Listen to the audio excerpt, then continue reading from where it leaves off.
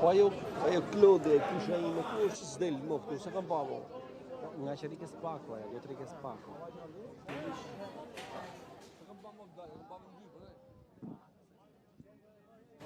Është ekrani ndarë në dy pjesë, shikoni të nderuar shikues që po hynë deputetët e Partisë Demokratike kanë vendosur të jenë në seancë plenare ditën e sotme, nga jashtë protestohet siç e shikoni, ndërkohë zoti Berisha me të tij hynë tashmë në parlament dhe do të shkojnë në seancë plenare. Është hyrja tjetër që po përdoret nga ana e deputetëve të Partisë Demokratike, ndërkohë që hyrjet e deputetëve të Partisë Socialiste kemi parë me automjete duke qelluar me vezë nga protestuesit dhe forcat e policisë që shihni në pjesën tjetër të ekranit janë të shumtë në numër në gatishmëri të plot për çdo situatë.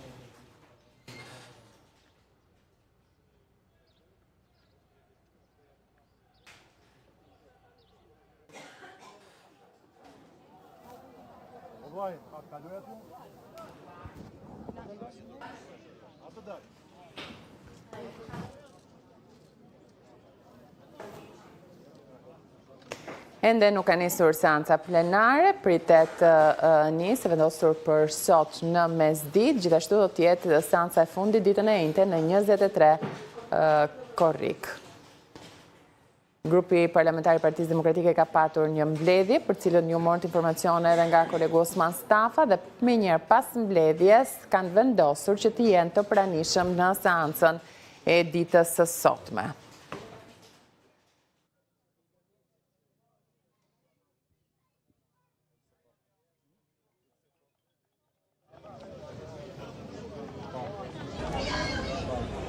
Rilidhe me Osman Stafën, kaloj linjën e drejt për informacionet më teshme, po Osman, pam që hynë deputetët e Partisë Demokratike për qënë pranishëm në seancë sot.